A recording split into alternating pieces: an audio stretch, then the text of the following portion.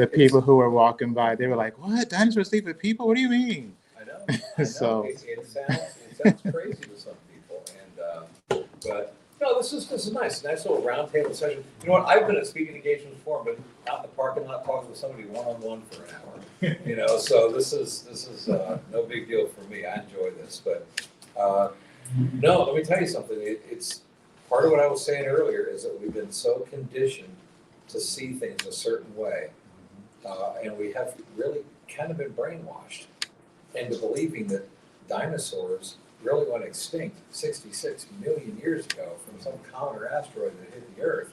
And the idea of dinosaurs walking the Earth with human beings over the last 6,000 years just seems almost insane. It almost seems like, you know, like I said earlier, the moon being made of green cheese, okay?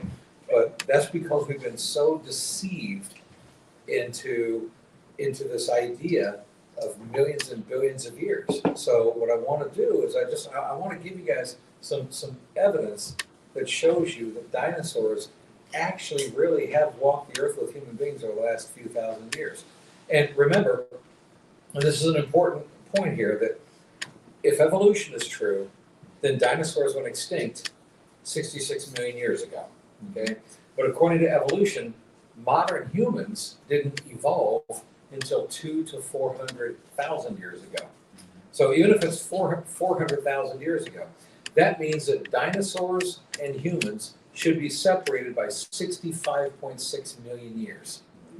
So the dinosaur bones themselves in the ground have supposedly been buried in the ground for basically 66 million years, because the science of paleontology didn't even develop until the 1800s. Right? The very first dinosaur skeleton that was ever put together was in the 1800s. All right? So prior to the 1800s, no one had ever extracted dinosaur bones. Nobody had ever put together a dinosaur skeleton. That's when the very first skeleton of dinosaurs were put together. That's when paleontology first started. As a matter of fact, the word dinosaur was coined in 1841 by a British anatomist, Richard Owen. Okay, and dinosaur comes from the Greek word dinos, meaning great or terrible, and sauros, meaning lizard. So Dinosaurus, great or terrible lizard. That's where the word dinosaur comes from. So it's an English word before. And what word is both? Great or? Yeah, great or terrible. Well, great is also considered something like size-wise. Yeah, Awesome. yeah, Okay. like huge, awesome. That could be a bad thing. Okay, like I mean, the Holocaust was a great tragedy. Okay, Right, that's anything that's really big and massive. Okay. Okay, so Are you doing like a loudspeaker so when people walk by? I know. yes. Anyway, go ahead. So it's important to understand that. You ever do open air preaching? Maybe just get Say on the what? sidewalk one day and just start everyone apologize. I do it every day into a microphone. That's Yes, good. I got it. So here's what happened in the 1800s. Then they dig out these skeletons, okay, these bones, and they put together the skeletons. And they start realizing in modern day, wow, here's these giant creatures that lived back when, dinosaurs, these dinosaurs. So before 1841, people knew about dinosaurs. They knew about dinosaurs up to just a few hundred years ago, and I'm going to be proving that in a little bit, okay? But they didn't call them dinosaurs because the word dinosaur wasn't invented until 1841. So they called them different things. They called them giant beasts, great dragons, behemoths, leviathans. Dragons is a common one that's used. The evolutionists have tricked us into believing that the word dragon is referring to some mythological creature somewhere, But actually, it's not. Dragons are a common term that dinosaurs used to be called by people in history, okay? And in the King James Version of the Bible, there's 21 different places where dragons are referenced as real creatures that are walking the earth, okay? So these were real creatures. And you got to remember, too, that I talked earlier about the Tower of Babel, okay? And after the Tower of Babel, which would have been about 4,200 years ago or so, okay? This was maybe 200-300 years after the flood. When God confused people's language and they started spreading out around the world, this is when civilizations first started. This is when people traveled down to China and started, the Chinese civilizations and the dynasties. Some people traveled to India and started in India. Some people traveled up into what's now Russia. People traveled into different places. As they traveled around the world around 4,000 to 4,200 years ago, they would have taken with them legends of things that they have seen and experienced over the last couple of thousand years. Okay, and even really before that, going back to the Tower of Babel, 4,500 years. What I'm telling you is when people were spreading out around the world after Noah's flood, dinosaurs were walking the earth at that time. And if you think about dragon legends for just a moment, okay, what are dragons by and large? They're giant reptilian creatures. Now, mythology has added to them. They've got fire coming out of their noses. They've got wings on their backs. So mythology is added to them. But at the core of what dragons are, they're giant reptilian creatures that roam the earth. Okay. What a coincidence! What a coincidence that of all the civilizations that have developed around the world, okay, over 200 different civilizations. You know that there are over 200 different legends and folklore of giant reptilian creatures that are called dragons, dragon legends in over 200 civilizations dating back to 4,000 years ago. So, and in my top 10 proofs on dinosaurs, I go through what a whole bunch of those are, okay? And all these different cultures, all these different civilizations around the world, how is it that they all coincidentally came up with the very same kind of mythological, legendary creature called a dragon, okay? A giant reptilian creature. Well, they didn't have the internet to communicate with each other. They couldn't borrow ideas from each other, okay? People make up mythological characters, or they draw images and paintings of things that they actually see. And then they morph into something, you know, a little bit different, slightly different, but they still are going by what they see. I just want somebody to explain to me, if there were no dinosaurs walking the earth, no humans ever saw dinosaurs, think about it logically. How do people in 200 different cultures around the world all coincidentally come up with the very same kind of creatures? Unless these are actually creatures that they saw walking around, all right? Think about the Chinese zodiac. Any of you guys ever eat Chinese restaurants? Mm-hmm. Yeah? Okay. Look at the menu. They got like the 12 animals of the Chinese zodiac. And those 12 animals supposedly represent, different people. Yeah, well, they're real animals, okay? But they represent people. Now, the Chinese zodiac, they came out with this actually about 3,500 to 4,000 years ago is when they came out with the Chinese zodiac, okay? So isn't it an amazing coincidence that you look at all the animals in the Chinese zodiac that they came out with 3,500 years ago, and they're all, 11 of them are real animals: snake, pig, rat, cow. They're all real animals, but then an 11th, the 12th one is dragon, and that's some mythological made-up creature that doesn't really exist. So that tells me there was some kind of beast walking the earth that they call dragons, okay? That all the other civilizations around the world did too. Now we got to figure out what were these creatures, what were they beasts? I would argue they were dinosaurs. So now we got to ask ourselves, is it logical to believe that they were dinosaurs? If they weren't, okay, fine. I challenge anybody. You tell me if all these dragons from these dragon legends and cultures, if they weren't dinosaurs, what were they? Name an animal alive today that they were referring to. Not just the Chinese, but all the other civilizations with dragon legends, okay? Nobody can come up with one. Okay, then what about an animal that went extinct? Can you name any creature that went extinct other than a dinosaur that they could be referring to?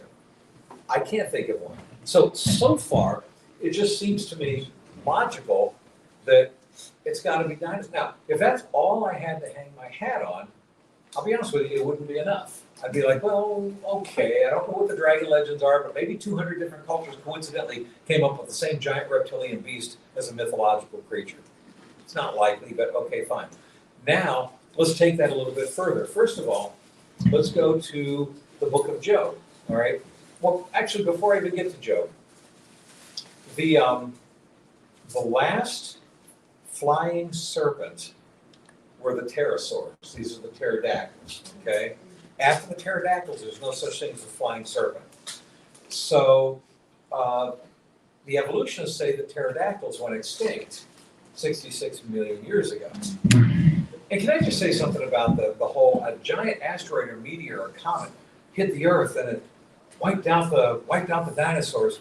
Have you ever stopped to wonder, why did if a comet hits Earth and you get this big plume of dirt all over the sky, and so it wipes out the dinosaurs because the sunlight can't get through, how is it that the big tough dinosaurs couldn't survive that, but the dainty little butterflies did?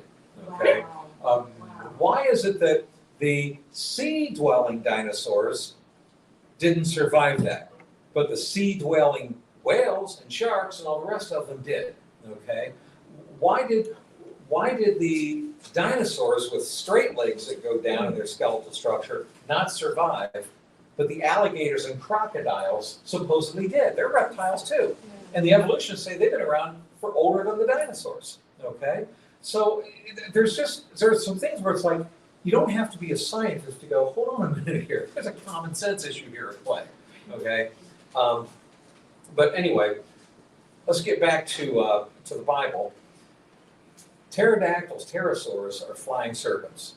They're the absolute last of the flying serpents. If they went extinct 66 million years ago, then that means no human has seen a flying serpent for at least 65.6 million years. All right.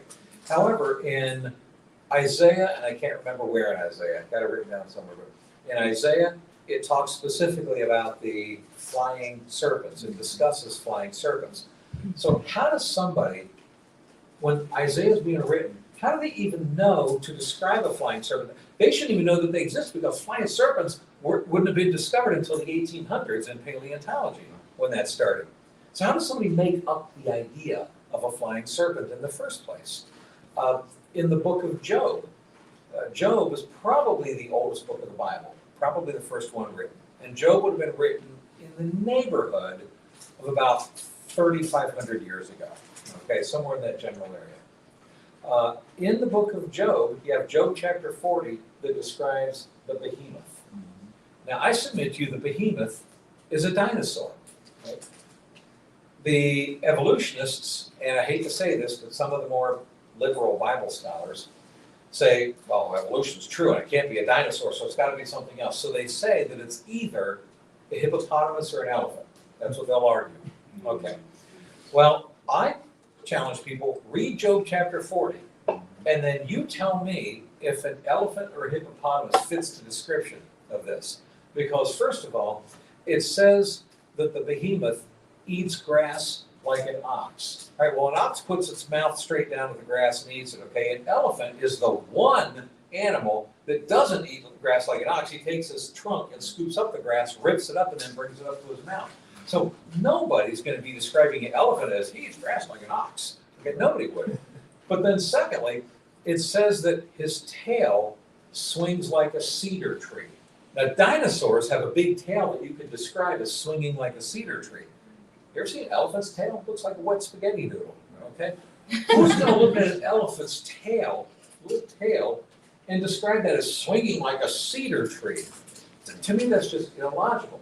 That's the reason why most of the evolutionists, I've debated evolutionists on Job chapter 40 before, most of them say it's a hippopotamus. And I hate to say it, but even a lot of the Bible commentaries, that were the commentaries that bought into evolution, say, well, it's describing a hippopotamus. Let's stop and think that through a second. First of all, you ever seen a hippopotamus's tail? It's worse than the elephant's. It's a little stub like this, okay? Who's going to describe this as swinging like a cedar tree? Secondly, the behemoth is described as so fierce, so awesome, no one dare approach it without terror. Okay, who's going to say that about a hippopotamus? I mean, in all fairness, I'm not saying they can't kill you, they can, but you're not going to single out the hippopotamus as some great, horrible beast that everybody is terrified of. But it gets even worse. The description of the behemoth, it says, his ribs are like bars of iron. Now, come on, look at a jelly belly hippopotamus. Who's going to describe that as his ribs? You can't even see the ribs on a hippopotamus. Okay, it's a big jelly, but nobody is going to. And the strength in his stomach muscles, right? Who is going to describe a hippopotamus? Look at the strength. How many times have you been to the zoo? Hippopotamus. man, look at the strength in that guy's stomach muscles, and his ribs are like bars of iron. And look at that cedar tree of a tail. So nobody describes hippopotamus that way. So no, I'm sorry, you guys are kidding yourself, okay? There is no creature that fits the description of Job chapter 40, no creature alive today or extinct in the fossil record that fits that other than dinosaurs. So the only possible explanation for the skeptic is to say Job chapter 40 is describing some beast that lived back then but's extinct now, and we've never found their fossils yet, but was living 3,500 years ago.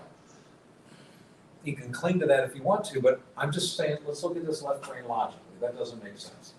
What do they say about the chapter 40 with? Well, I'm gonna get to the. I haven't got to Marco Polo Okay, yet. so I'm going I to, just was okay? like, do they say the same thing? No, but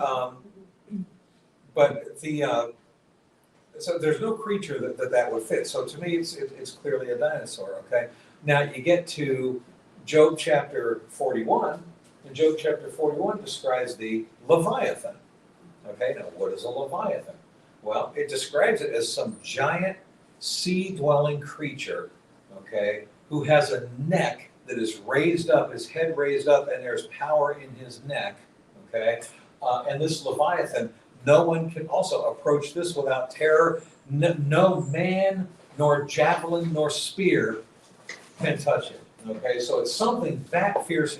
Now, plesiosaurs would totally fit that. These would look like sea dragons, okay, basically. A plesiosaur with a big, long dinosaur neck and a head on the back of it. These things would be so big. You know, we got the skeletons of them, so it's like you could see people on the seas going, oh man, there's that giant monster raising up his head, and look at the power in his neck and the strength in his neck, and oh, no javelin has a chance of stopping this guy. So what do the evolutionists say? And unfortunately, a lot of the Bible commentaries will also say that have bought into evolution. They say that the Leviathan is an alligator. They say either an alligator or a whale. All right, well, let's think about the alligator for a second, okay?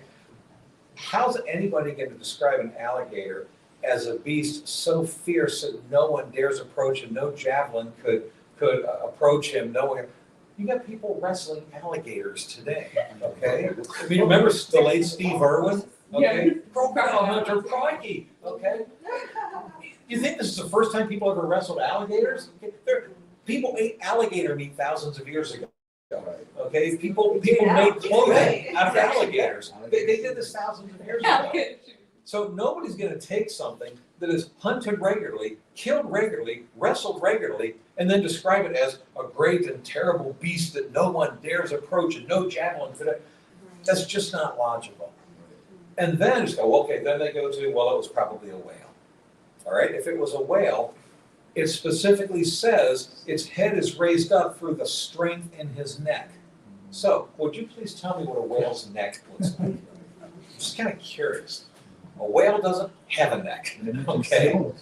I'm sorry? You mentioned scales. Yeah, in Leviathan may. I'm fuzzy on that, but it may. But still, either way, okay, either way, it does not fit a whale. It does not fit an alligator.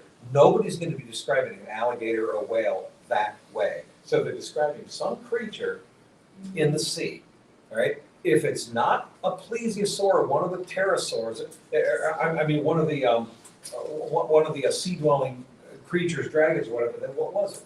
Because there's nothing alive today that fits that, and there's nothing we've ever discovered in the fossil record that fits that. So that would have to be yet some other type of creature that was swimming in the seas 3,500 years ago, but we have no evidence of today. Or it was a plesiosaur, okay? So just even looking at the Bible, this is, even if you're an atheist, okay, and you don't believe the Bible's the Word of God, you still have to accept the fact that the Bible are words that were written down by human hands in history, okay? And the book of Job was written, even an atheist historian acknowledges that Job was written by human hands about 3,500 years ago. What's that person writing about, okay? Where do they come up with these ideas that coincidentally happen to match exactly what is being described there? Okay, so let me go through a few other things about dinosaurs, if I could. One of them, I put some notes to myself. I know I'm not going to be able to get to all of them. Okay, All right, let me mention Marco Polo. Marco Polo, everybody's in everybody's history books, okay? Marco Polo the Explorer, in 1295, he wrote something called Of a Province Named Kharazan. In Of a Province Named Kharazan, he described these creatures, these terrifying creatures that were so large that he said they tend to lurk in caverns down by the shore, and he describes them. Now, he doesn't use the word Tyrannosaurus Rex, because Tyrannosaurus Rex is a recent English word that came after dinosaur in 1841, okay? But he describes giant beasts. He calls them giant beasts that it's the same thing, no one dare approach without terror. And then from head to toe, he describes the same. He says, its eyes are larger than a 4-penny loaf. Its jaws with fierce teeth all around are so large they can swallow a man whole. He says, on the upper body at the forepart are 2 short legs with claws on them. Okay? I mean, 2 short legs with claws on them. He describes it as being 10 cubits in length, which averages 30 feet. So he's describing something that's about 30 feet tall, okay?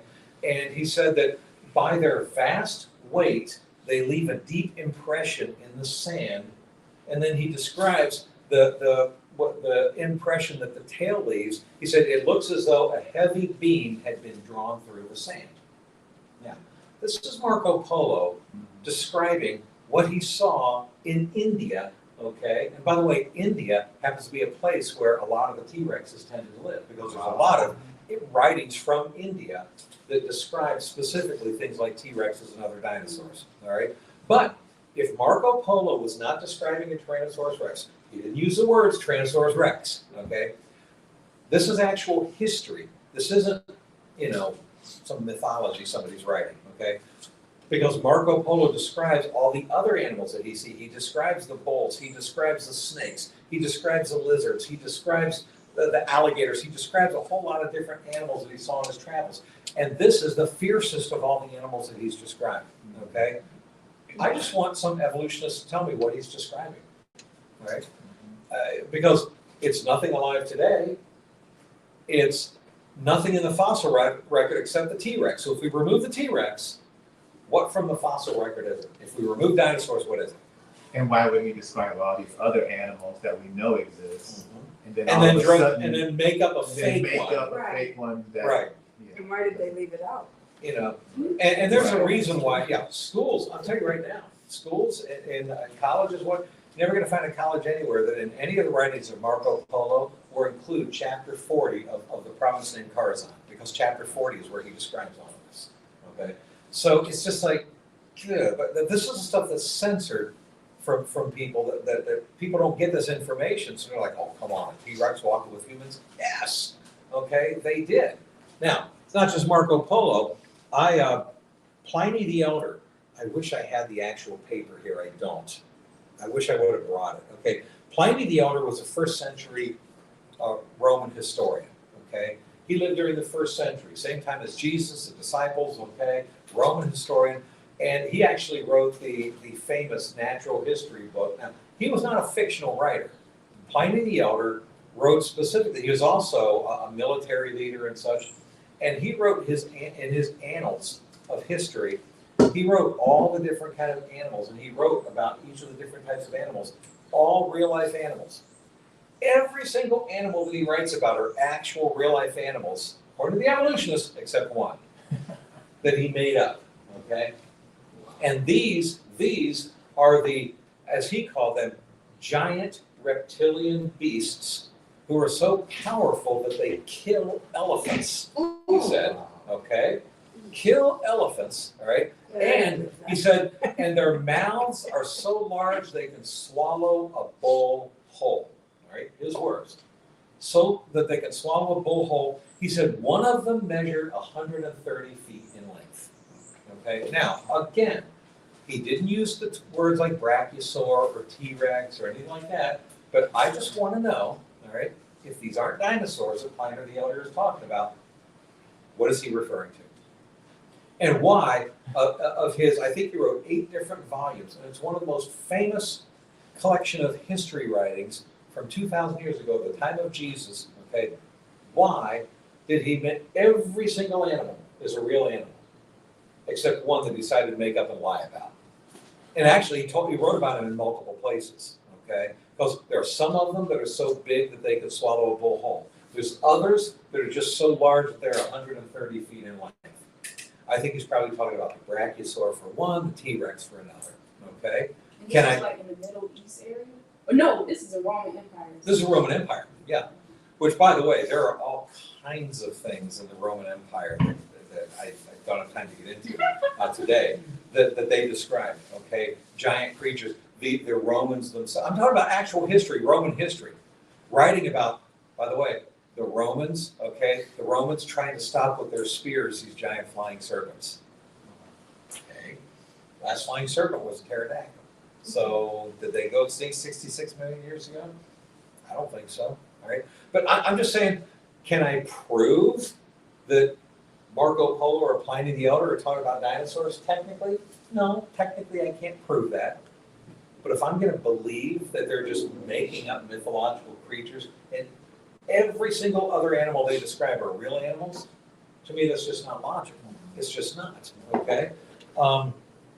It's not just Pliny the Elder. Herodotus, the Greek historian, wrote about dinosaurs. He uses the word dinosaur, but he uses the very same descriptions to describe these giant reptilian beasts, okay? There are countless cave drawings, statues, artwork, things like that of dinosaurs. But you don't know this, okay?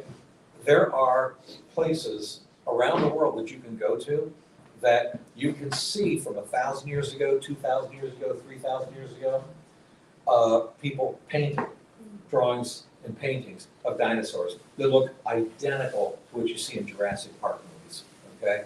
They look, there are sculptures, there are mosaics, there's carvings of, it's like, how did they know what the dinosaurs looked like? Do you know, you can go to the jungle temples in Cambodia. In the jungle temples of Cambodia, there's a temple from the Khmer civilization. This is from 1,100 years ago. And you got these giant stone pillars in this temple. It's a tourist attraction. People go there and look.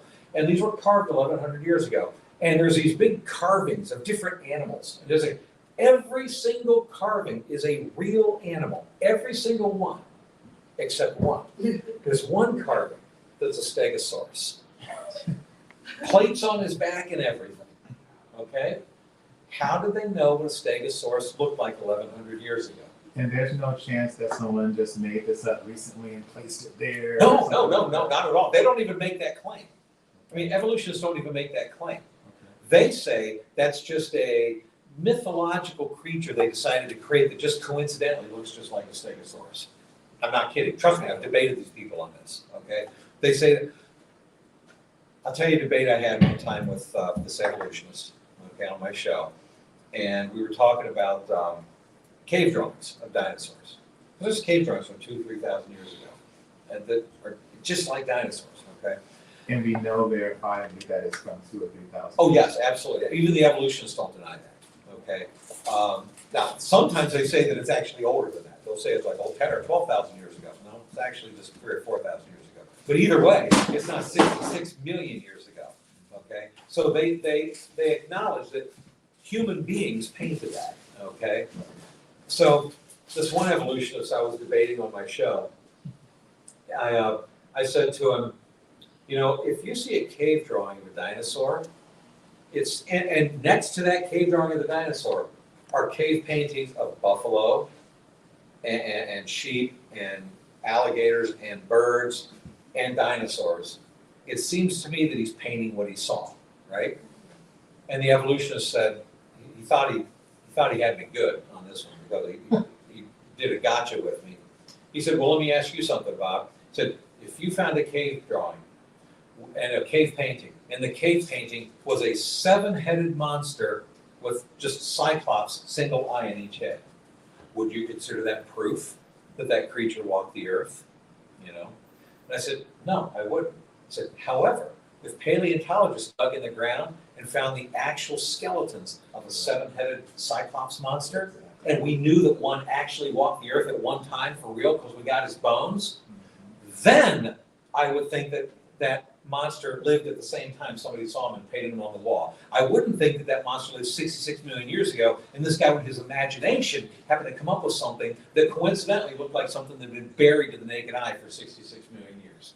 You know, he didn't have an answer for that, but it's like, come on, okay? So how, now some of them will say that, well, maybe they, you know, you can kind of figure out what a skeleton, what a dinosaur would look like from a skeleton.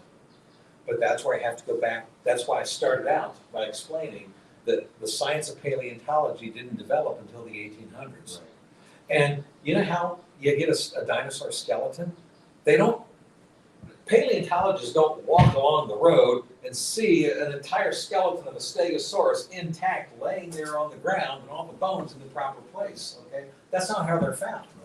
Today, with all the best technology that we have, how they put together dinosaur skeletons is they dig through rock and they find a little shard of a bone sticking out. So they very meticulously, carefully work their way around that bone and they cut it out and then they get that bone extracted. Then they keep on digging, digging, and digging, and then they look for another bone. And they find it. So the bones are scattered in the general area, okay? Then usually on average, they get anywhere from 10 to 20% of a skeleton is about the most they usually get. Okay, when you look at the big skeletons of the dinosaurs in the museums, believe it or not, you usually only have about 10 to 20% of those that are actually bones. The rest of them are fake plastic made to look like bones to fill out the rest of it. Which, by the way, I don't mind that. You can find enough bones, and you can figure out what the rest of it looks like, and so I'm good with that. I don't mind them doing that. Okay, but what I'm telling you is, today, with the best technology we have, the best we can hope for is to slowly, after years of digging, extract 10 or 20% of the skeleton and then piece it together and try to figure out how to fill in the blanks, okay? So if that's how 100% of dinosaur bones are found today, doesn't that mean that's how dinosaur bones will be found 1,000 years ago, or 2,000 years ago, 3,000? And nobody was digging them out of the ground 1,000 years ago. Nobody started digging them out of the ground until the 1800s, which means 1,000 years ago, when the Khmer civilization was in place, okay, any stegosaurus bones were embedded and buried in rock and scattered to the naked eye, and no one would have seen them, and they've been supposedly buried in there for 66 million years. Okay? So how do they know what a stegosaurus looked like? I mean, these are some of the things. So here's my question, because I know you said you can't technically prove it. Right, because I wasn't there. Because you weren't there. I also can't technically prove George Washington was president. Right. So what I'm saying is, like today, we can take a picture, and as long as it's not deep fake or something like that, we can take a picture of something and we say, this is proof that this person has an alibi, for example, in a court case. This is proof that this person is at this location. So, hey, I have a picture of them, or I have a video of them, right? So I'm just wondering, if someone did a sculpture of this creature that looked just like a dinosaur 3,000 years ago, Right. they did a cave drawing. Right. Isn't that the equivalent of a picture? I would argue They're it taking is. a picture I of would what argue it they is. saw. Right. So why wouldn't that be evidence? To me, it is evidence, okay? But technically, what I'm saying is technically, again, I can't prove to you that God exists. I can't prove to you Jesus rose from the dead. I can't prove to you George Washington was president. All I can do is give you enough evidence to go, okay, come on, it would be illogical to deny that, okay? I mean, I can't see my car out there. I can't prove to you my car's out there, okay? But, you know, I mean, so there are certain, unless we walk over there and look at it, okay? And even then, I can't prove that somebody didn't steal my car and replace it with a replica. I mean, there comes a point where it becomes absurd almost, okay? Some of the arguments that people use. So yes, these are in essence pictures that people are taking. You know, in the black, I gave just a couple of examples. In my top 10 proofs on dinosaurs, I list over 30 places. I think there's about 35 or 36 places that are tourist attractions. You can go see stuff like this, but you'll never see them in school history books. Okay, like for example, you can go to the Black Dragon Canyon in southwest Utah. Indians lived there about 700 AD to 1250 AD, and from 700 AD to 1250 AD, even the evolutionists acknowledge those cave drawings and cave paintings are from 700 AD to 1250 AD. Right? And there's all kinds of stuff. There's deer, bison, gazelle, all kind of different, bunch of different animals painted. There's also a couple of 7-foot-long pterodactyls that are identical to what we know pterodactyls look like now. Okay, how did they? The evolutionist argument is, well, they painted a bunch of real animals, and then they decided to paint a couple of mythological creatures that they invented in their minds. But those mythological creatures happen to look exactly like pterodactyls that have been buried unseen by the human eye 66 million years. And what do you know? It just happens to exactly match what lived 66 million years ago. Who knew? I just know. I'm sorry. Left brain logically, that does not make sense.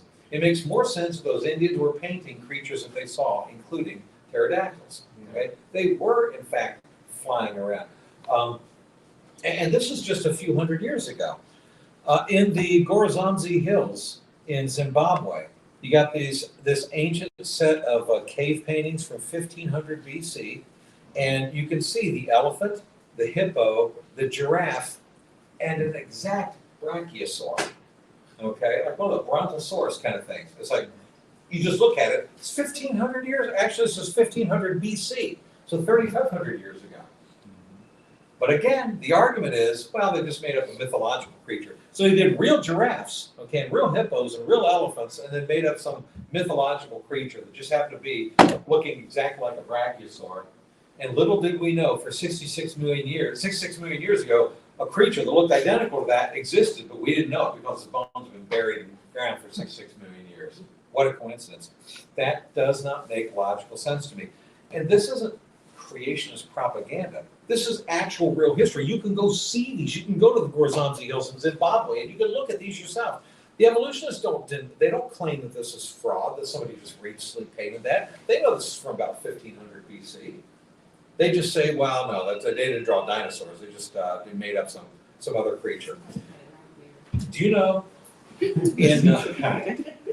in my top 10 proofs on the dinosaurs, in the 35 or 36 places that I list, okay, do you know what there are drawings of? Sauropods, Corythosaur, Hadrosaur, Oviraptor, Mosasaur, Pterodactyls, Apatosaurus, Plesiosaur, Edmontosaurus, Triceratops, Iguanodon, and Brachiosaurus. Where is this again? Oh, this is various places all around the world. Tourist attractions that people can go to. I've just given you 3 of them here. I can't remember offhand. I mean, there's some other ones. There's the Ethnographic Museum in Budapest that has one. In the Arizona Historical Society, they have a sword that was excavated, and the sword has carved on it 2 brachiosaurs that look like they're fighting each other. They look identical to brachiosaurs. I mean, exactly like, it looked like somebody drew something right out of Jurassic Park. Okay. But it's on a man-made sword. We don't know how old the sword is, but it's a man-made sword. Okay. Just things like that. There's just so many of these examples that it's amazing. So now, here's one of the things the evolutionists do to try to shoot this down. Okay, they'll take all of these different drawings and carvings and paintings and whatever, okay, and they'll look for 1 or 2 of them that are the worst drawn, okay?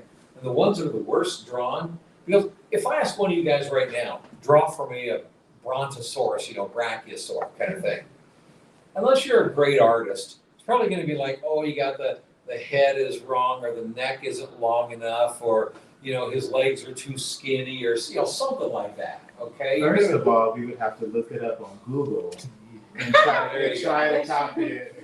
Okay. No. Here's a better example. If there's a dog out on the street right now, and I say, I want you to go ahead and paint on the wall, picture that dog. Okay. Unless you're a really, really skilled artist, it's probably going to be a lousy painting. Okay. All right. But it's going to be close enough that it's a dog. So what they do is they say, oh, well, but note on the Stegosaurus, the head is shaped slightly differently than the head is shaped on this one here. And they're looking for these kind of little details. It's like, okay, what other animal has a bunch of plates up down its back? Okay, I mean, so they'll look for things like that, and they'll take the poor quality of someone's artistry, and then they'll try to say, oh, see, that's not a dinosaur. Okay, well then what is it? What's he drawing? well, I don't know, made up some mythological creature. Oh, there just happens to look a 90% identical to a brachiosaur? So here's a question. But some of the drawings are 100% identical, and they don't talk about those. They only take the ones, this one, this one, this one, that's the worst drawing from somebody, and then those are the ones they highlight to say, we're going to debunk these creationists. Look at this drawing, and they're claiming that this is, but we're going to take this drawing, we're going to put it right next to the real dinosaur and see the differences. The ears are different, the legs are too skinny. They'll do stuff like that, and it's like, come on. You take any 5-year-old, what's this picture of? A dinosaur? Okay, everybody knows what it is, okay? But they look for those kinds of imperfections. In the worst of the drawings, they highlight those, and then they ignore the other rest of the drawings that there's nothing different about it whatsoever. So that's why it's like, well, some of these people actually were pretty good artists. You started So I just have a question in terms of the dinosaurs and evolution and all of that. Like, why is there a need for dinosaurs to have died out 65 million years ago? Like, even scientifically, to push evolutionary theory. I mean, plain and simple. The evolutionists need to convince you that the Earth is billions of years old, that evolution is a process that happened over 4 billion years, 3.5 to 4 billion years, and that dinosaurs they've come up with their evolutionary tree, if you will, and they've got their place in it that the dinosaurs fit, and now they got to stick to that. And so anything outside of that, if you could show that a dinosaur walked the Earth with human beings, then their entire evolutionary tree crumbles. And so they got to protect that, okay? Because if you show that dinosaurs really didn't go extinct 66 million years ago, but they've been walking the Earth the last few thousand years, okay, that's the first domino that falls. Everything that evolution teaches falls from that domino, okay? Because then their dating methods are proven wrong about all of their bones, about all of their rocks, okay, about everything. The reason I ask is because I'm like, okay, so if they at some point decided, okay, yeah, so maybe dinosaurs actually did live more recently. Does that immediately eliminate evolution?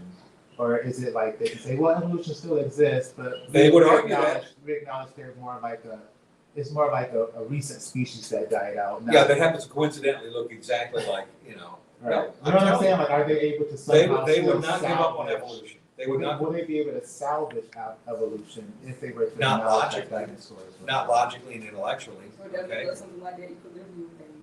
So what? I saw that make up something like that equilibrium thing, that Pops's equilibrium thing. Yeah. Rapid Yeah. evolution. The punctuated equilibrium, right? They'll come up with some kind of, just like they said, we don't have transitional fossils. Okay, well then animal A saved animal B and then B, and then whoosh, quickly change into animal B. Okay, we just didn't, the evolutionary transition happened so narrowly that we don't have, that's why we don't have fossils of it. There's no freak. They will come up with some kind of way to say that, to justify or explain this, but it's absurd. Now, let me tell you some other things about dinosaurs, okay? Well, I have a That- question about yes. carbon dating. Carbon dating? How does that work? And how come people Let's talk get about- different? Let's talk about carbon dating, because that's actually something I wanted to get to. Most people don't know how carbon dating works. So first I'm gonna give you scientifically how carbon dating works, and then I'm gonna translate it into 5th grade simple language for everybody, okay? All right. How carbon dating actually works is nitrogen-14 atoms in the atmosphere interact with the sun's rays, and they convert to carbon-14. Carbon-14 is a radioactive isotope that's absorbed into vegetation, and it decays back to nitrogen-14 with a half-life of 5,730 years. And when measured against a stable isotope of C12, you can theoretically determine how long ago something died. Okay, makes Now, sense. I tell you that. No, yeah, great. That makes sense. No, Oh, okay. Now, I only say that because if there were a scientist in The here, blonde hair version. if one of the professors were, if one of the physicists were in here, then at least he'd be able to go, okay, he does actually understand the science of this, okay? So now, let me translate that in 5th grade language, okay? Yeah, there are atoms in the atmosphere of nitrogen-14, okay? When the sun's rays hit the nitrogen-14, a chemical reaction takes place and they turn into carbon-14 atoms. It's really kind of cool, okay? So now carbon-14 atoms are floating in the atmosphere, but they get sucked into anything that's alive, okay? If it's living, it's like a sponge. It's soaking, so the blades of grass out there are like sponges soaking in carbon-14 atoms, okay? anything that's alive. Well, and it keeps on taking it. We are all alive. We are, so every single one of you right now, you got a whole bunch of carbon-14 running through your system right now, okay? Now, the carbon-14 that's in your system is leaving you, okay? The reason it's leaving you is because I said that carbon-14 is a radioactive isotope.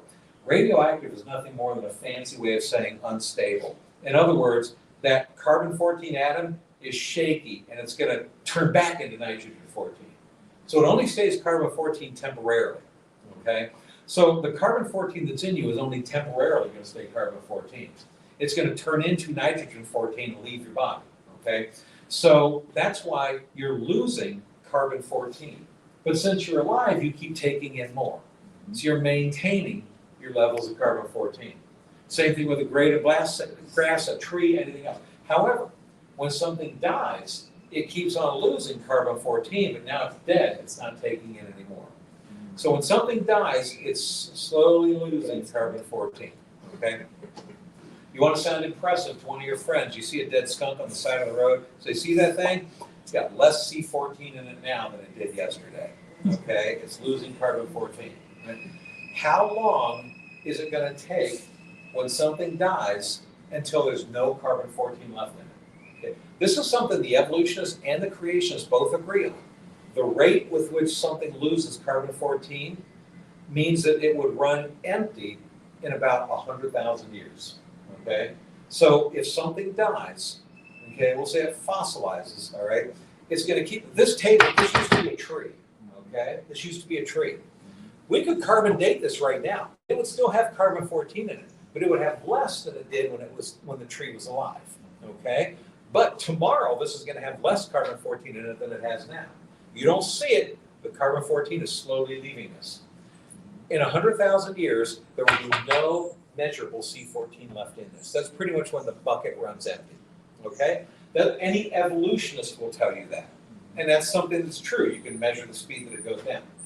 So therefore, if you take a bone and you carbon-14 date that bone, if there's still carbon-14 left in it and in the process of losing, you know for a scientific fact it had to have died less than 100,000 years ago. If it died more than 100,000 years ago, it can't have any measurable C14 left in it. So everybody knows that, any evolutionist knows that. Okay, here's a dirty little secret that most people don't know. And I actually did bring a little bit of documentation for this. Hold on just a second here. I got all of this in my other stuff, but where is it here? I want you to, I know I got it here somewhere. Okay, all right, here we go, here we go. Did you know that there are now over 100 dinosaur bones that have been subjected to carbon dating at the top evolutionary dating laboratories in the world, including in America, okay? Every single one of them, 100%, not 90%, 100% of every dinosaur bone ever carbon dated still has not just a little, but a lot of C14 still in it and in the process of leaving. Every single dinosaur. There's not one dinosaur bone ever found anywhere that is empty of carbon-14. Every single one of them still has plenty of it in it, as in it's still in the process of losing. Now, if we know scientifically that a living thing, when it dies, will lose all measurable C14 in 100,000 years. And that dinosaur bone is supposedly 66 million years old, okay? You don't need to be a mathematician to figure out the problem here. So what do the evolutionists say about this? The evolutionists say, well, maybe there's some nitrogen-14 that could have converted back to C14 in trace amounts.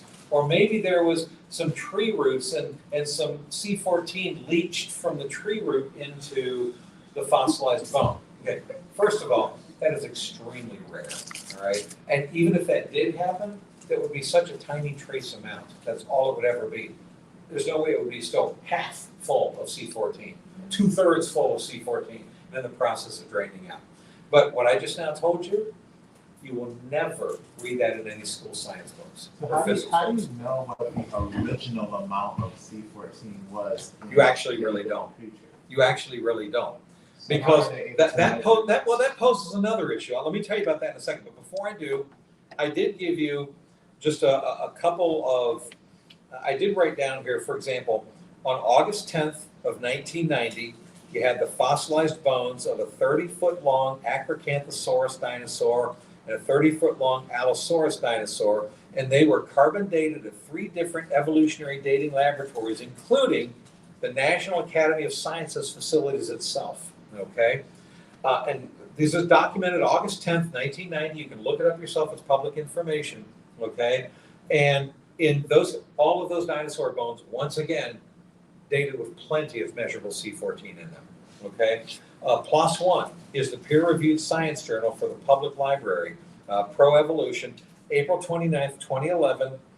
They specifically wrote about, quote, an 80 million year old mosasaur bone that was dated at the University of Georgia Center for Applied Isotope Studies, one of the top most respected evolutionary radiometric dating laboratories in the country, okay, dated with plenty of measurable C14 in them, okay. July 24th, 2014, CBS Los Angeles reported California State University research scientist Dr. Mark Armitage was fired, and the reason he was fired is because he had a triceratops horn. You know what a triceratops is, right? Right. Had a horn from a triceratops, carbon dated it in their isotope dating laboratories, had plenty of measurable C14 in it. And because he went ahead and wrote that in a peer-reviewed publication and made that public, he was therefore furthering creationist propaganda, and he got fired, all right? He sued California University, okay, for wrongful termination. They settled. The lawsuit paid him, I think, a couple $100,000 or something. CBS News did actually report it on his firing, but they were so furious. How dare you report that you found carbon 14 still in the triceratops? Well, all that does is gives ammunition to the creationists. Is that what? Because I've been trying to look up what carbon dating means for a long time, Mhm. and it never explains the whole nitrogen 14, the carbon 14. Do you think they purposely don't tell you what carbon? Oh dating yeah, they is? don't want you. They don't want you. They To, only they don't say want you that to we understand how compare- carbon dating works. Okay, a lot of people, because there's different dating methods, but carbon 14 dating. If ever somebody says, "Don't they carbon date things to be millions of years old?" then that person doesn't know what they're talking about. Carbon dating is only done on things that are considered 100,000 years old or less. The stuff that dates rocks to be supposedly millions and billions of years old, those are different isotope dating methods. Those are like potassium argon dating, rubidium strontium isochron dating, But not- uranium lead dating and such. Even those dating methods, those don't work So either. who's doing the carbon dating on the dinosaur bones that are supposedly 65 million years old if they know it's not supposed to be having carbon in it? The evolutionary laboratories, and I hate to say this as a Christian, okay, but some creation scientists have pretty much had to use trickery, okay, to Like they get just them to went, date "I it. found this Because they don't crazy." tell them it's a dinosaur bone until after they date it, they get the documentation, they go, thanks, by the way, guess what you just dated, okay? Because if they tell them ahead of time, you know, They'll tell you yeah, they'll say, we're not gonna carbon date it, because if it's a dinosaur bone, it would have lost all of its C14 66 million years ago. And if you're like, well, trust me, date it anyway. They're like, no, we're not going to. Because they know full well, we'll find carbon 14 in it, so they refuse to date it. So yes, so creationists and creation organizations and Christian archaeologists and Christian paleontologists, when they find a bone and they know it's a dinosaur bone, okay, they'll have this part, this part, this part, this part, and that tells you it's a dinosaur bone, but if you take only this part, you could trick them into thinking it's a cow bone. So then they'll give it to them and say, hey, it's a cow bone. And so I know it's dishonest, but that's the only way they can get them to carbon date them. Otherwise, they just refuse to do it, okay? And if the creationists carbon dated themselves, nobody will believe them. They'll be like, oh, you guys are lying. So the only way to get people to believe it is to say, I'll tell you what, you guys, you carbon date them, okay? And then let's see what you find, you know? But because evolutionists would say, oh yeah, well, I don't trust these creationists. They're doing their own carbon dating, they're lying. You know, so I understand why they do that, okay? But I never had to explain those. It's crazy. did Because I you tried to know, look it up so many times. okay, now, did you know a bone, okay, when an animal dies, the last thing that's left is a skeleton, Okay, because the rest of it, the skin and organs and meat, gets eaten, scavengers, whatever, you left with the skeleton. The skeleton doesn't last forever, okay? That skeleton the bones are biodegradable, and they are gonna turn to dust. Usually in a few hundred years, they'll turn to dust. Sometimes you get a few thousand years, but that's about the most, okay? But bones will turn to dust. The molecular structure of the bones of the soft tissue inside break down at the most within a few thousand years. So that's why you can't have fresh bones surviving more than a few thousand years unless they fossilize and they become stone, okay? Want to know a dirty little secret that the evolutionists won't tell you and you will never read in any of your school books? They found soft tissue or something. I wasn't going to go to the soft Okay. tissue, but I will in a second. They have found fresh, unfossilized dinosaur bones. And the evolutionists themselves even admit that they found fresh, unfossilized dinosaur bones. As a matter of fact, I would love it if I don't know if I left a note for myself of where these are found here, because I have the actual documentation of where they were found. Hold on a second. Let me see. Boy, I'd love it if I put a notation in here somewhere. Because I just don't remember it off the top of my head, I hate to say, okay? See, now I'm just doing a cheap commercial. Well, if you get the top 10 proofs. This is all. Okay. The soft tissue, the Yeah. soft tissue found, and I document, there are over, how many do I document? Let me think.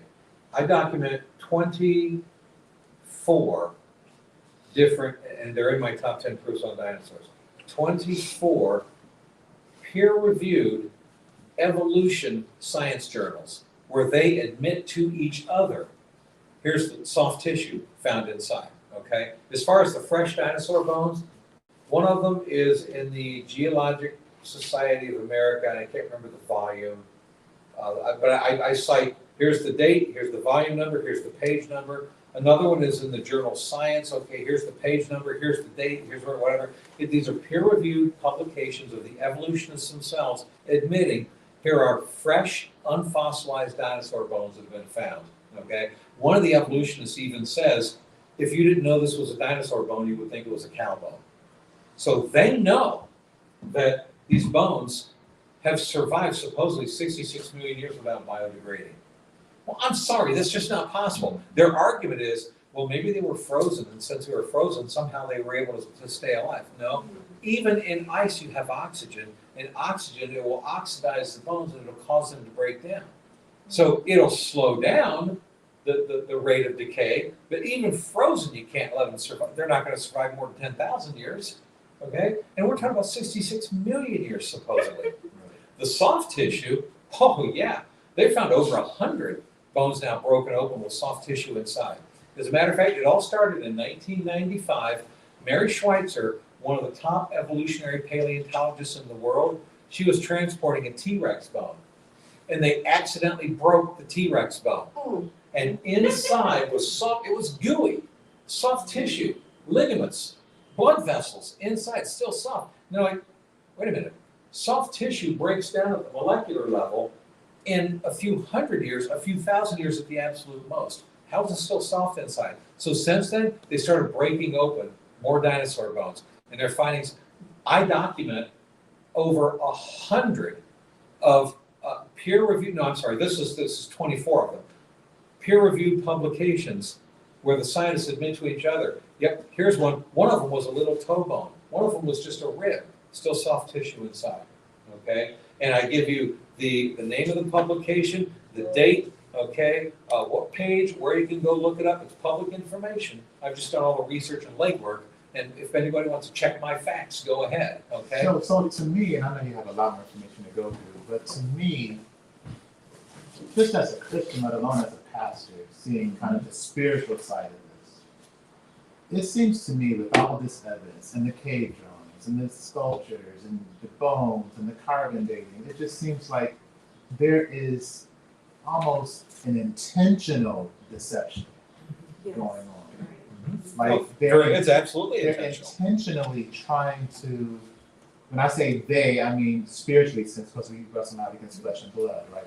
We're against principalities, spiritual powers. So there's this intentional deception to just deceive people and have their eyes closed to the truth, closed to the Bible. Anything that the Bible says that they can shoot down, Right. they're using this to shoot it down. It just seems to me you almost would have to be, like you would have to purposely be trying to deny the truth. Right.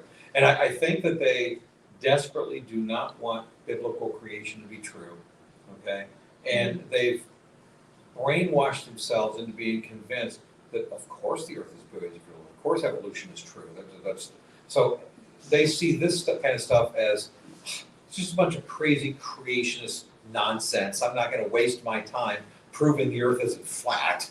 That's absurd. I got better things to do. And in the same way, they go, I'm not going to waste my time proving that the earth isn't 6,000 years old. Of course it's not.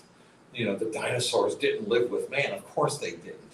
So they just dismiss it as silliness, and they won't even look into it. Okay? It's unfortunate. By the way, I did find fresh, unfossilized dinosaur bones. You can read about them in the Journal of Paleontology. This is a peer-reviewed evolutionary journal. It's one of the top peer-reviewed publications for the evolutionary paleontologists in the world.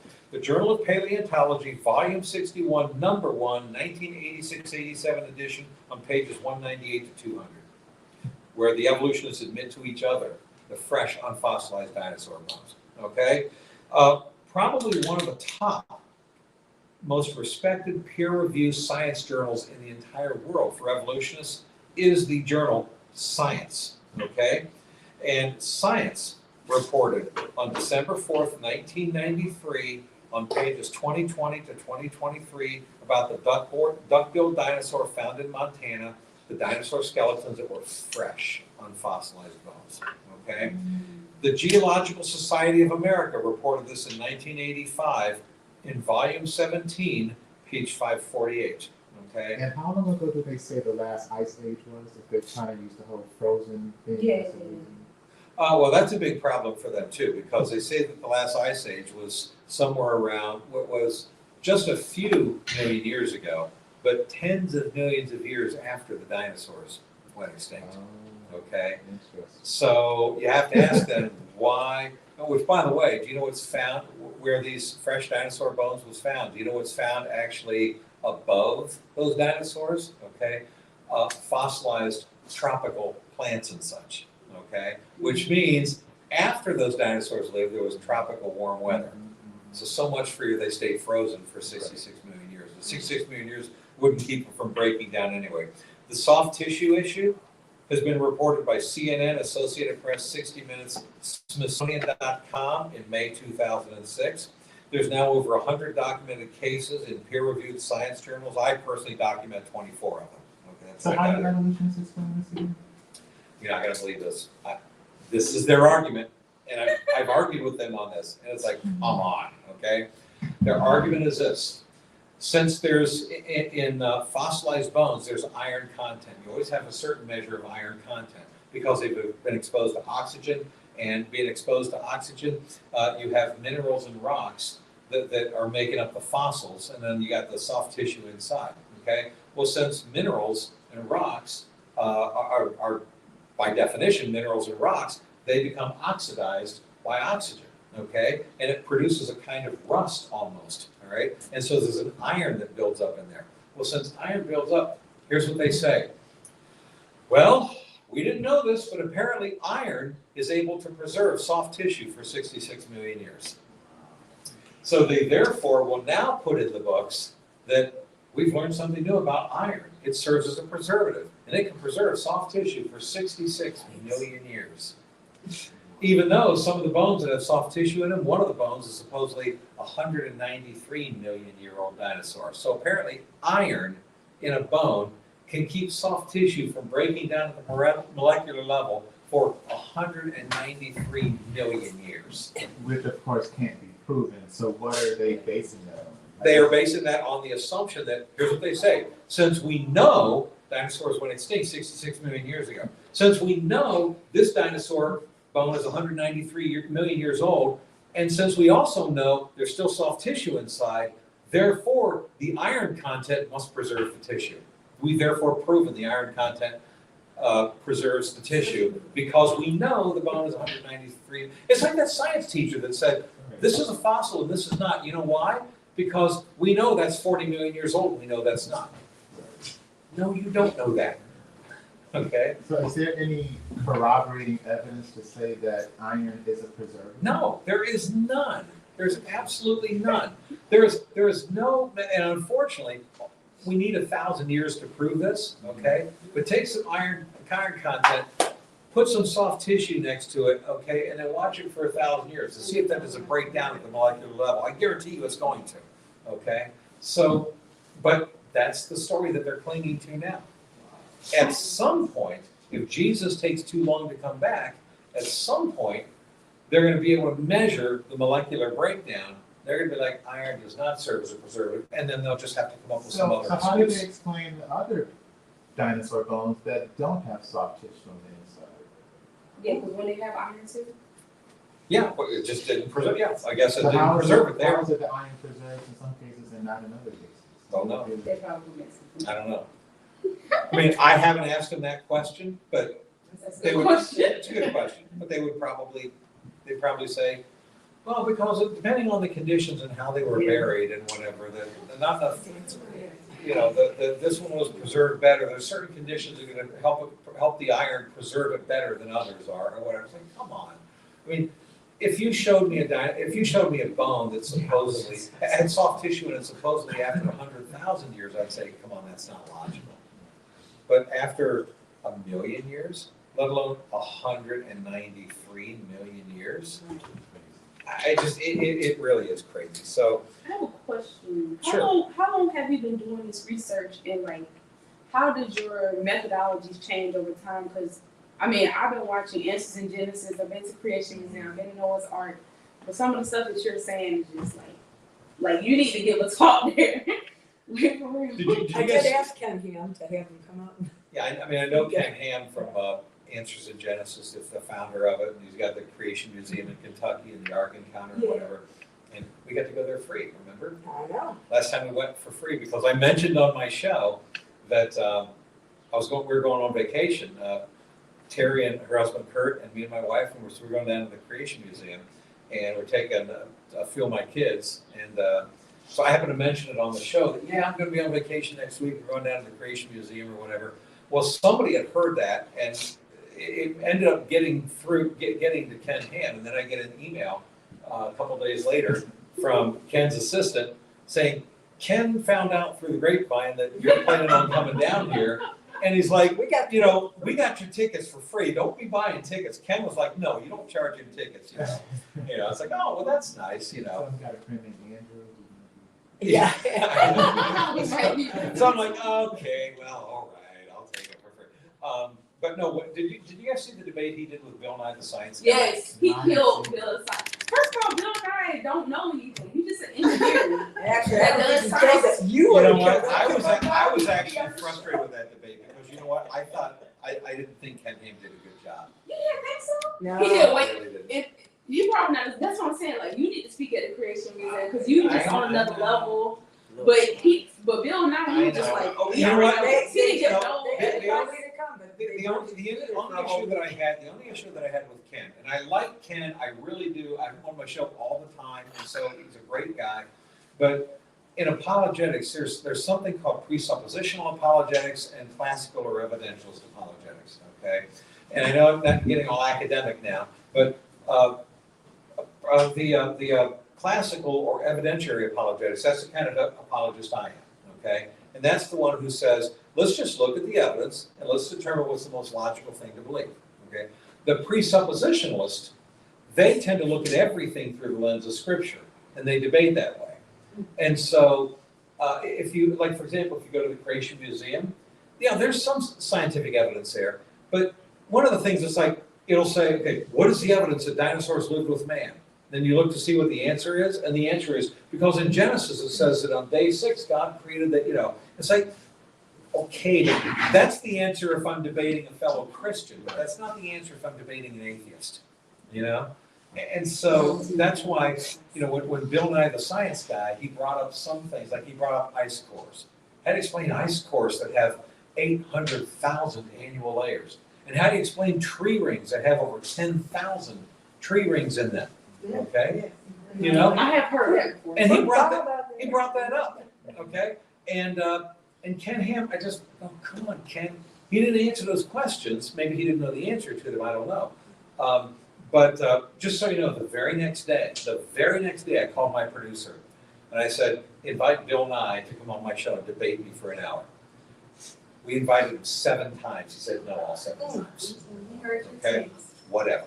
Okay, but no, I'll tell you real quick, and then I actually got to let this be the last thing because I know we get that thing I got to get I to. explained the 10,000 tree rings. All right, I'll do the 10,000 tree rings and the ice course real quick, and then I'll head out. Hi.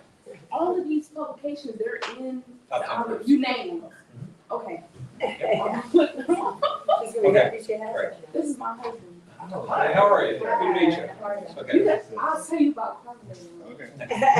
I'll tell you about the ice course and the tree rings, and then we'll leave it at that, okay? I'll start with the ice course, right? First of all, what constitutes an annual layer in ice cores is this. When you make an ice core, imagine you have, okay, my 5th grade language again, okay? Imagine you take an empty paper towel roll, okay? Or better yet, take an empty Christmas wrapping roll. You know that tube, right? The swords kids play with it. They don't play with the $100 toy you bought them. They play with those. Okay? All right. If you took that thing and you stuck it down, you know, in like the snow or whatever, and then you pull it up, the thing's all filled with snow. You get something, you push it out, and now you have a tube of the snow. Okay? Well, they have larger scales of these things where they go to like Greenland or Antarctica, and they can push the tube down really, really far. And then they pull it up and then they push the snow out and you got this long tube, but there's these gray lines every so often. And the gray lines represent what they call an annual layer, okay? And the reason it's a gray line is because they'll say, well, you have snow accumulation and then during the off season when it's not snowing, okay, or during the rainy season, you get dirt that's in the rain and it creates like a layer of kind of dirty gray on top of it. And then when the rainy season is over and then more snow comes on, then more piles on top. And so what they do is they assume that, first of all, the rainy season is going to produce that, the melting, because it's really the melting of the ice and then the refreezing, melting and refreezing. They assume one refreezing and one melting is annually, which number one, you can't go by. You have many places where you have several meltings and refreezings. So you're actually got a lot of cases where you have multiple layers, if you will, that all happen within 1 year. Okay. But here's the other big problem, and this is the largest problem of all. You can't count 800,000 annual layers in any of those. Do you know what you see when you look at them? You can count the first couple of hundred. It's like, here's one, and what happens is they get closer and closer and closer and closer together until after maybe a couple hundred of them or so, it's solid gray the rest of the way down. You can't distinguish anymore. They assume, they start with the assumption that since we know Greenland has been there for millions of years, we therefore know this is this much accumulation of snow and ice that must have happened over those millions of years, and so we've taken 800,000 of those years. They are looking at solid gray and assuming that's how many lines there must be in there. What I'm telling you is that is bogus. And to back this up, have you ever heard of something called the Lost Squadron? Do a Wikipedia search on the Lost Squadron, all right? And here's what it is. You'll never read about this either in your school science books, okay? During World War II, you had some F-2 fighters that had to crash land in Greenland. And they did. They crash landed in Greenland. There were several of them, okay? In the 1980s, 40-some years later, the U.S. government funded an expedition to go recover those F-2 fighters. They couldn't find them. There's snow everywhere. Oh, they must be in the snow. Where are they? They get sonar equipment. They finally found them, okay? They were 246 feet down. Wow. In 40 years. 240, and don't take my word for it, this is documented in secular media. Time magazine even reported on this, okay? 246 feet down is where they found them. Now, do the math. If you can get 246 feet in 40 years of snow, how much snow do you think you can get in 4,500 years since the worldwide flood? Okay?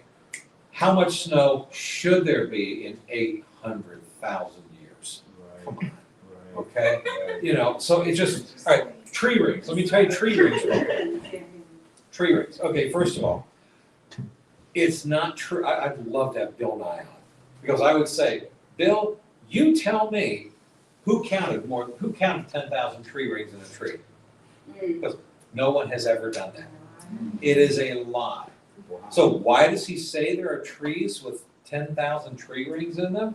Here's what he says it on. Some of the old bristlecone pines, okay, they are old trees.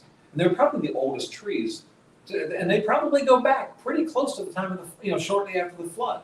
Some of these are probably in the neighborhood of, 4,000 years old, okay? So it's kind of cool to look at a tree that was maybe around at the time of, not at the time of Abraham and all those folks. But no, nobody can count the tree rings because these are historical landmarks. You're not allowed to drill or bore a hole through a bristle pine tree. You're not allowed to do that. You're certainly not allowed to cut down one of these trees.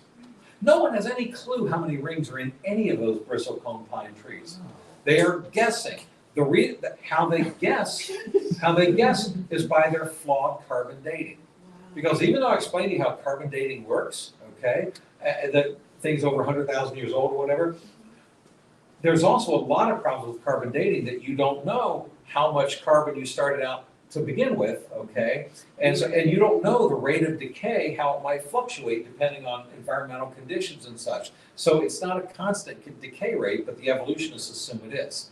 So what they do is they scrape off a little bit of bark from the bristlecone pine and they carbon date that. And then they find some dead trees in the area that they believe are about the same age, and they carbon date those, and they measure them against each other to estimate, we think, according to carbon dating, that this live bristlecone tree is 10,000 years old. And if it's 10,000 years old, oh, it's got 10,000 tree rings in it, okay? It's a dishonest way. Bill Nye was so dishonest when he said, how do you explain bristlecone pines with 10,000 tree rings in it? He should have said, how do you explain bristlecone pines that carbon date to be 10,000 years old? Wow. Then I can say that carbon dating is inaccurate, and I can give you half a dozen reasons why. So there's never been a dead bristle pine tree that No. they counted the rings? No, absolutely not. Absolutely not. Now, let's pretend that did. Let's pretend, yes, that is totally made up. Nobody has counted more than 4,000 rings in any bristlecone pine, even a dead one. No one has. I challenge anyone to give me a documentation of one being done. It has never been done. It is a lie. It is a hoax. So that's Now, why I say literally there's this intentional, purposeful deception. oh yeah, they're absolutely deceiving. Absolutely deceiving. And I'll take it even a step further. I'll take it even a step further. Something you're never going to read in your tree physiology books or anything like that at all. Okay, Dr. Don Batten is a PhD tree physiologist. Okay. And, say what? There is such a thing as tree physiologists. Okay. All right. So this is the guy. This is his wheelhouse. All right. He documents, and I document this in my top 10 proofs for young Earth. This is in there. Okay. That he says that tree rings are not just annual anyway. How you get a tree ring is when the weather warms up in the spring, you get a growth spurt, okay? Because the tree's been stagnant through the winter. So then when you get a growth spurt, you get a ring from where it was stagnant. But if you get a couple of weeks where it's frozen again, the tree stops growing, and then it warms up again and you get another growth spurt.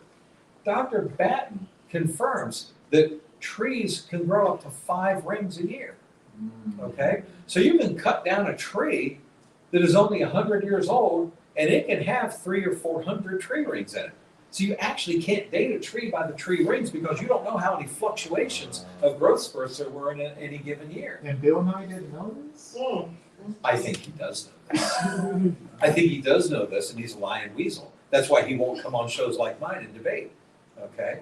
So, but again, I can give you you can look this up, talk to any PhD tree physiologist, and they will confirm this to you. Tree rings are created by growth spurts from thawing and warmer weather and such. And so you can have easily up to 5 growth spurts and 5 tree rings in 1 year. So let's pretend somebody actually did sneak out in the middle of the night and cut down one of those big old bristlecone pines. We don't get caught. And let's say they got out their microscope, their magnifying glass, and let's say they actually counted 10,000 tree rings. Do you understand how that tree could really be 2,000 or 3,000 years old? Right.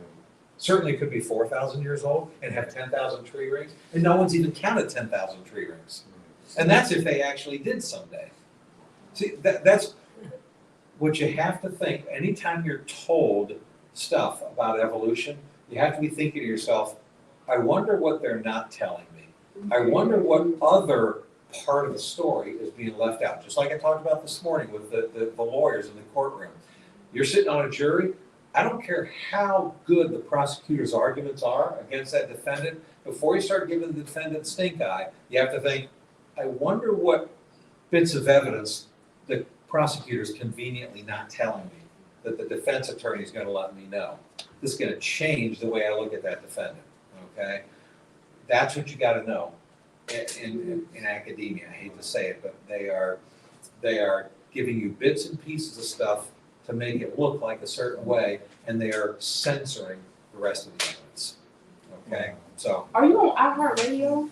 I'm sorry? Are you on iHeartRadio? No, Crawford Broadcasting Company. Can you access it online? My show's on Monday through Friday from noon to 4 on 103.5 FM. It's You WMUZ, can stream live. and then the show is streamed live On YouTube? at WMUZ.com. Yeah, and there's an app for it too. There's a WMUZ app. There's a WMUZ app too. You can stream it online. So, WMZ. WMUZ. WMUZ. everybody, let's give Bob a hand. That was great. So informative. Thank you so much. And thank you again. So you all can come out tomorrow